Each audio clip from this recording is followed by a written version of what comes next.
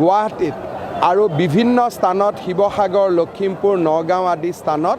তেওঁলোকে স্বাধীনতা দিৱস উপলক্ষে বোমা দি থোৱা বুলি কালি ভিডিঅ' আছিল যে 6টাৰ পৰা 12টা বজাৰ ভিতৰত বোমা ফুটিব আজি কোৱা হ'ল যে কাৰিকৰী কাৰণত বোমা ফুটা নাই আৰু পুলিচে বোমাবিলাক উদ্ধাৰ কৰিব লাগে পুলিচে বোমা পাইছে বা নাই পোৱা সেই বিষয়ে আপোনালোকক পুলিচে ক'ব মই মাত্ৰ এটাই অনুৰোধ কৰিম যে টাটাই অসমত সেমিকণ্ডাক্টৰ ইণ্ডাষ্ট্ৰি আনিছে আৰু বহুত অসমলৈ বিনিয়োগ আহিব বহু বছৰৰ মূৰত অসমখনে অলপমান বিকাশ আৰু প্ৰগতিৰ মুখ দেখা পাইছে মই বোমা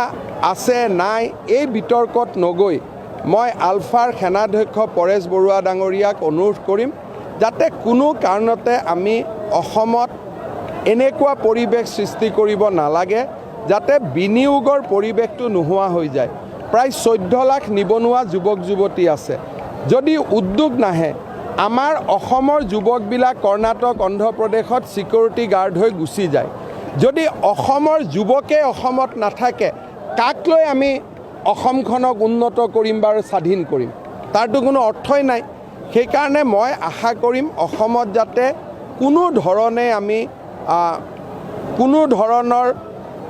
বিনিয়োগকাৰীসকলে চিন্তা কৰিব পৰা বাহিৰত অসমৰ নাম কৰবাত চেকা লগা আমি যাতে কোনো কাম অসমত নকৰোঁ আৰু সদায় আলাপ আলোচনাৰ মাজেৰে সমস্যাবোৰ সমাধান কৰিবৰ বাবে মই আগ্ৰহী আগতেও মই আলোচনাৰ কথা কৈছোঁ আজিও মই দোহাৰিছোঁ আৰু পৰেশ বৰুৱা ডাঙৰীয়াক বিনম্ৰতাৰে অনুৰোধ কৰিছোঁ যাতে অসমত কোনো কাৰণতে আমি বিকাশৰ যিটো ধাৰা তাক যাতে ম্লান পৰিব আমি নিদিওঁ